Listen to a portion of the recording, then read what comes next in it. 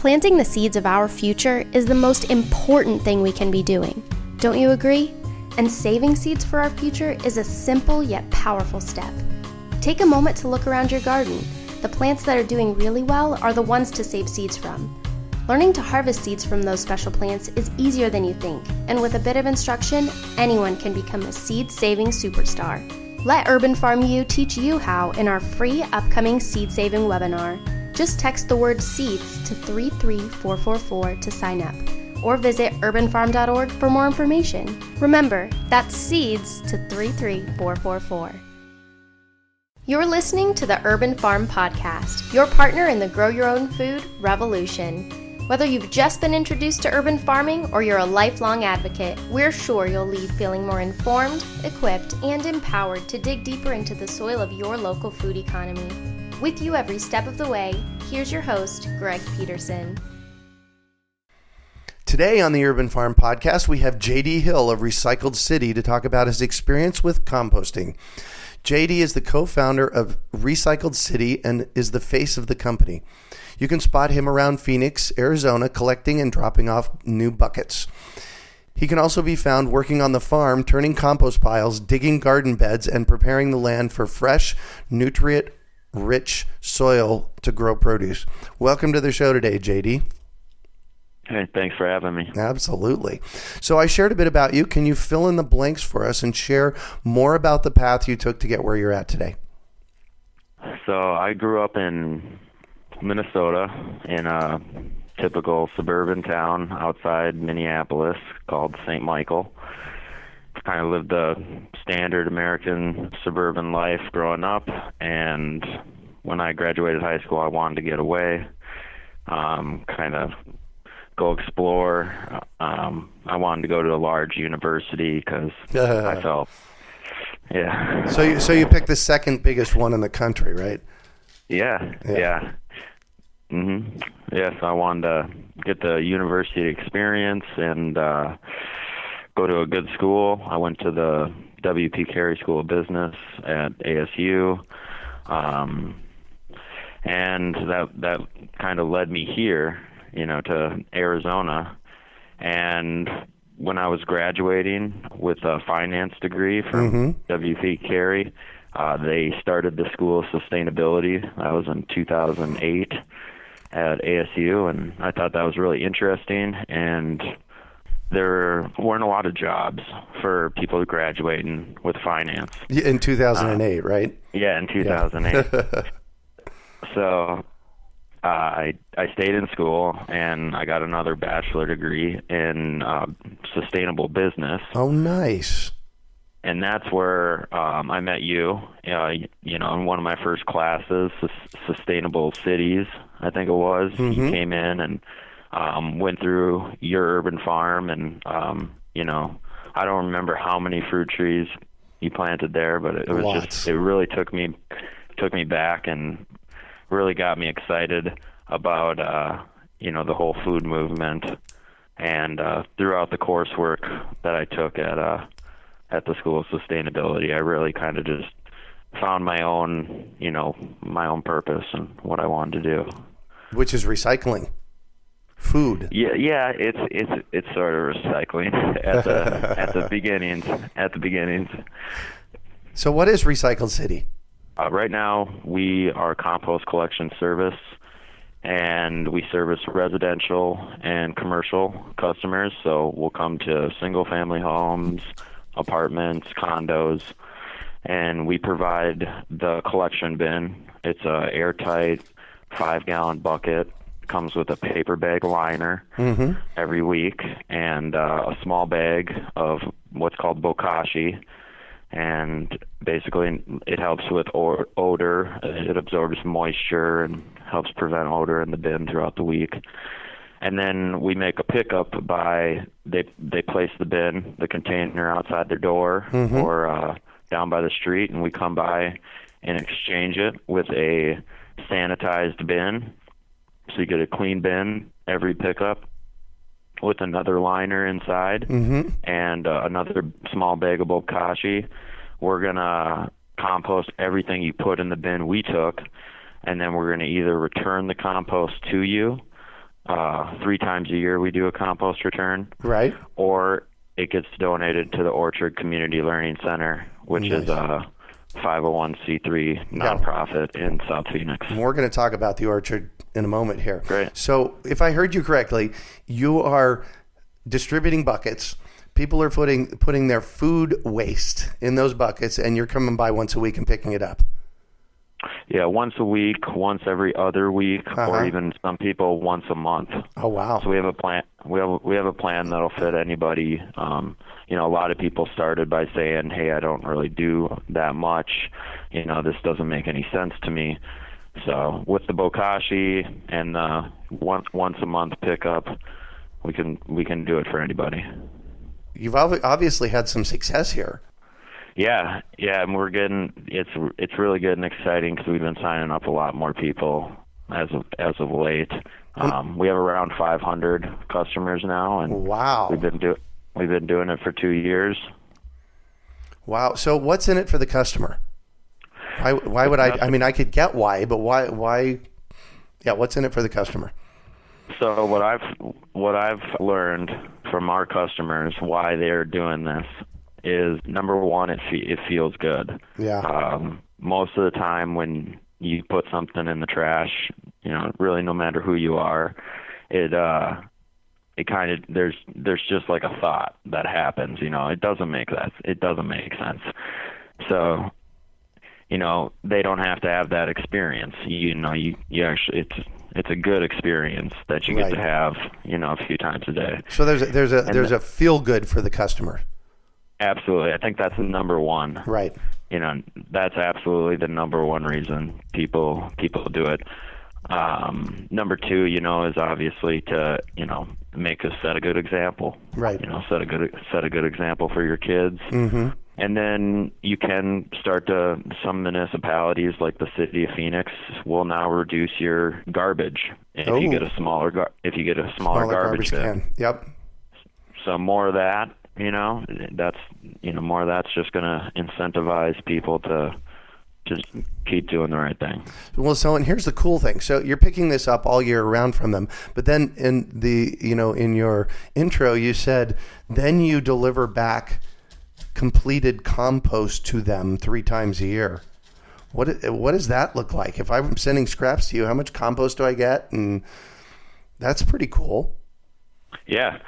So every 70 pounds is 1 cubic foot of compost returned. So every 70 pounds somebody composts, they can have 1 cubic foot of compost returned. Mm-hmm. And then we send out a survey, and it says, do you want all your compost back? Do you want a half of it? And do you want to donate half, or do you want to donate all of it? And majority of people donate all of it. And then, you know, some people takes half and half back, and then some people take it all back. Oh, interesting.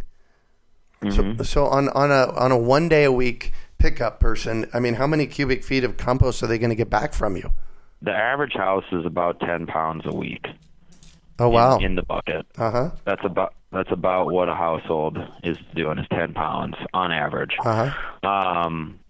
So, you know, 52 weeks a year, that's 520 ish. 520 pounds. 520 pounds, yep. Yep, divide that by 70. So 7 cubic feet, would that be? Yeah, exactly. Wow. How cool is that? And people are loving this, I'll bet. Yeah. Everybody really likes it. It feels good, and you know, we started to offer food back with the compost pickup. So we'll actually leave produce at your door at the same time that we pick up the compost bucket. Oh, nice. So this is food that's being raised at the Orchard Learning Center, right? At the Orchard and with Maya's farm. Oh, very good. Very good. So you're actually, hold on, you've stacked on top of the compost pickup, you've stacked on top a CSA, or Community Supported Agriculture delivery. That's right. And we're working, you know, this week it looks like we're going to add a third farm on board. Uh-huh. So we're going to have more composting sites, more farms participating. Wow. So, and you've done all this in the last couple of years, right? Yep, we started business in January of 2014. Wow. Yeah, so that's just 2 years now. That's just 2 years. So it all appearances are is this is a runaway success for you. Yeah, it really is a runaway success. It really has been. I'm pretty excited. Great. So how did you get here? Like, what's the story about how you got in this business? So, I told you about ASU, right? And I did all my coursework around food. So, it all starts with the soil, and the numbers are 95% of food waste is going to landfills or incinerators, which is crazy. And we're losing tons of topsoil every single year, which is, what feeds the planet.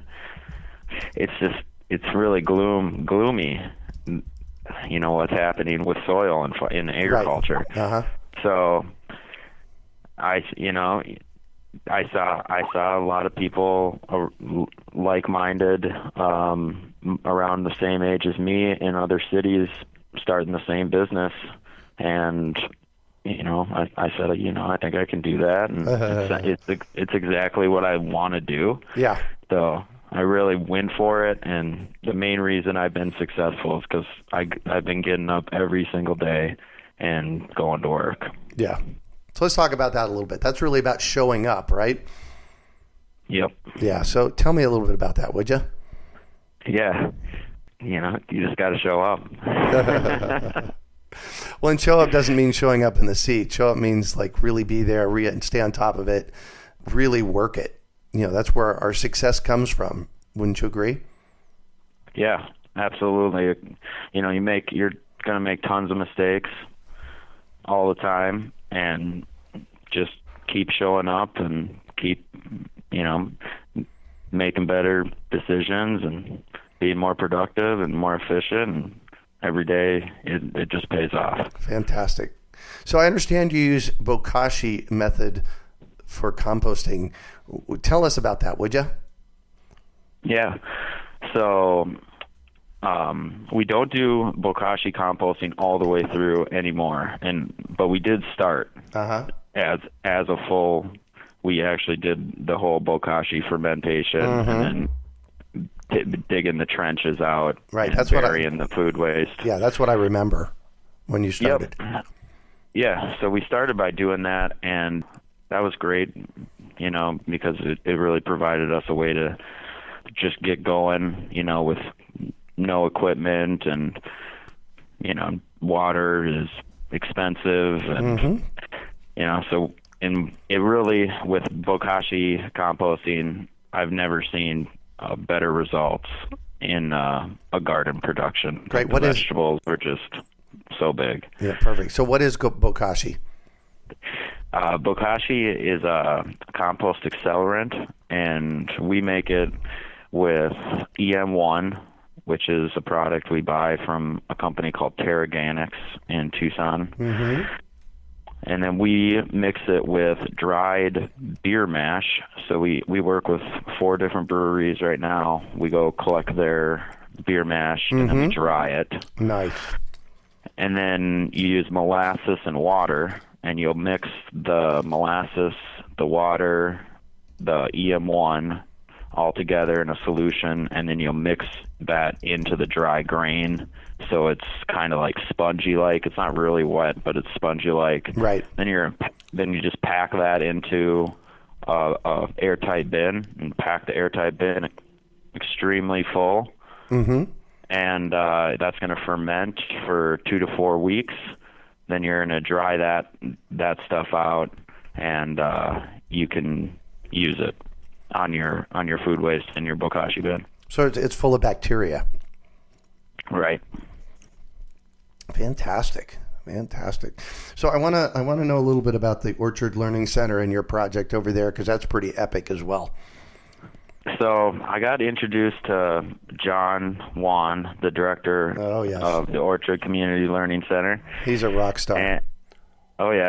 he's a longtime principal in the area, and Cindy Gentry, who was really influential in starting all the farmers markets and doing a bunch of other great things for the local food movement. Yes. She met me at the Tempe farmers market and kind of got interested in what I was doing and saw that I needed some help.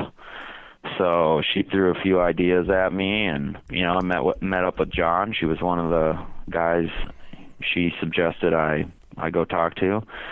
So I went and talked with John, and it's just been a fantastic relationship. John and I work, everything's gone super well together, and the deal is John gets all the compost, so he gets 100% of all the compost that we make, and then we get what we need to return compost to the residential customers. Nice. And what is the Orchard Learning Center? Tell us a little bit about that, because it's a really cool place. Yeah, so the Orchard Community Learning Center is a small community farm on 7 acres in South Phoenix, off Baseline and 7th Avenue. Mm-hmm. And it's an orchard, so they got like maybe 2 or 3 acres of different varieties of citrus. And then they have a few acres in production of seasonal vegetables. Mm-hmm. And then they have some chickens and eggs. Oh, nice. And then they hold summer camps. Oh, wow, really? Yep. So there was a few camps I know of last year that I kind of helped out with a little bit, and I know they go on field trip. Fantastic. So I'm going to shift a little bit on you. Well, why do you consider composting important? I feel composting is very important because it puts a bunch of microbes into the soil, and microbes in plants have a very important relationship. Plants kind of feed with the microbes. If the microbes aren't there, they're not going to have as much of a chance to get that food. That's a big part of healthy soil, the microbes, right? Absolutely. So what do you consider your biggest success? I'm doing what I want to do and having some success at it. So I'd have to say that's the biggest success I've had. Perfect. So it's called Recycled City. Recycled City. Fantastic. Yep. So what drives you? What's your big why? The big why is sustainability. It's about food production and health for the whole ecosystem here on the planet, and that has to start somewhere, and starting with the soil made a lot of sense to me, and I was fortunate enough to be in the position to have the opportunity to be successful at it. Fantastic. So what one final piece of advice do you have for our listeners? My biggest piece of advice is just to show up every day and work hard at what you're doing, and that would be it. Fantastic. Thank you so much for joining us on the show today and sharing your experience with us, JD. It's been a treat chatting with you and around your experience of composting. So if our listeners want to get a hold of you, how do they do that? You can go on social media. We're on Facebook, facebook.com/RecycledCity. You can find us on Instagram at RecycledCityPHX and online at recycledcity.com. Perfect. Thank you. That's it for today. Thanks for joining us on the Urban Farm Podcast. Would you like to grow your own healthy organic food? Once you know the secrets, it's really quite simple. Imagine saving money at the grocery store, increasing your intake of organic whole foods, cultivating greater food security, and feeling more connected to the earth. Let Urban Farm U diffuse your gardening doubts in our upcoming free webinar, Gardening Unearthed. We will walk you through the 7 key factors for growing your own healthy organic food easily and without any hard labor. Just text the word GARDEN to 44222 to sign up for your free webinar, or visit urbanfarm.org for more information. With the right knowledge in place, there's no such thing as a black thumb. Remember, that's garden to 44222 to sign up for your free gardening webinar. We hope you enjoyed today's episode of the Urban Farm Podcast. Remember to listen 3 days a week for tips, advice, and resources to help you on your journey with urban farming. You can find us on the web at urbanfarm.org or send us an email to podcast@urbanfarm.org. In the words of Vincent van Gogh, great things are done by a series of small things brought together. Be encouraged that with each lesson learned and skill developed, you are one step closer in the direction of your dreams.